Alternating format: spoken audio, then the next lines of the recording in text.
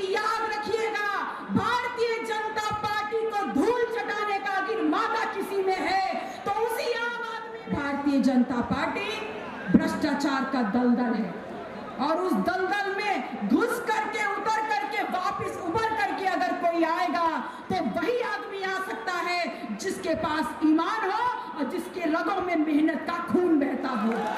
पल्लवी पटेल वो शख्सियत है जिसने उत्तर प्रदेश के बड़े नेता केशव प्रसाद मौर्य को सिराथू विधानसभा से पटखनी दी थी।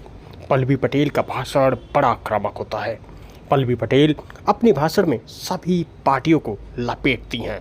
पल्लवी पटेल सोनेलाल पटेल की बेटी है। सोनेलाल पटेल वो शख्सियत जिसने अपना दल की स्थापना की थी। सोनेलाल पटेल कुर्मियों के बड़े नेता माने जाते थे। सुनिए पल्लवी पटेल ने किस तरह से आक्रामक अंदाज में बनारस में भाषण दिया। आप एक ईमानदार सेनापति को चुनने का काम कर रहे हैं जो कम से कम आपके दुख और सुख में आपके साथ खड़ा तो होगा।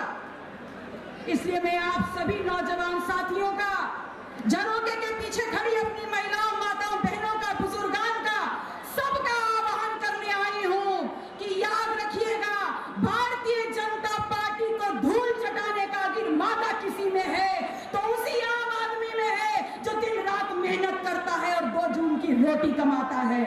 वो कभी नहीं कर सकता जिसके ऊपर खनन घोटाले की जांच चल रही हो।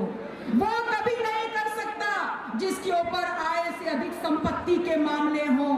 वो कभी नहीं कर सकता जो भ्रष्टाचार में लिप्त हो। भारतीय जनता पार्टी भ्रष्टाचार का दलदल है और उस दलदल में घुस करके उतर करके वापस उबर करके अगर कोई आएगा तो वही आदमी आ सकता है जिसके पास ईमान हो और जिसके रगों में मेहनत का खून बहता हो।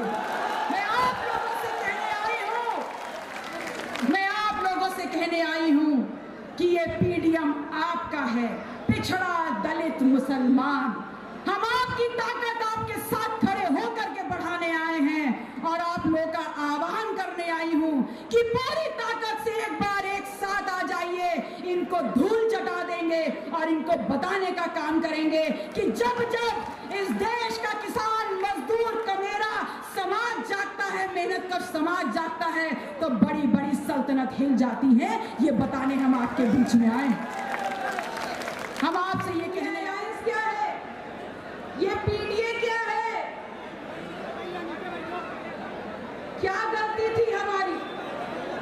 सिर्फ इतना ही तो कहा था कि अगर 3 राज्यसभा की सीट आपके पास है, आप 3 लोगों को नामित कर सकते हैं, तो पिछड़ा दलित मुसलमान की महिला या आम आदमी क्यों नहीं हो सकता? तो इन्होंने क्या कहा?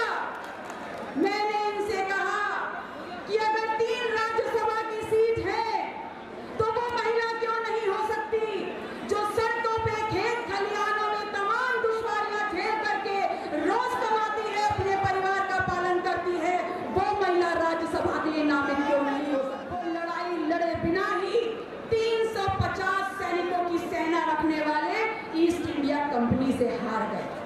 पता है क्यों? ऐसा नहीं था कि ईस्ट इंडिया कंपनी के वो 350 जो सैनिक थे बड़े काबिल थे, पराक्रमी थे। असलियत तो ये थी कि नवाब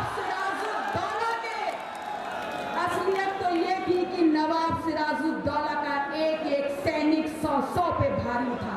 लेकिन उसके बावजूद नवाब सिराजुद्दौला हारे। 18,000 सैनिकों की सेना हारी। पता है क्यों? क्योंकि कमजोर सिराजुद्दौला का वो सेनापति मीर जाफर बिक गया, वो निकल गया दलाल। तो मैं आपको कहने आई हूं, आप सबका आह्वान करने आई हूं कि बार बार ये कमजोर गद्दार मीर जाफर को अपने वोटों की सौदेबाजी करने का अधिकार मत दीजिए।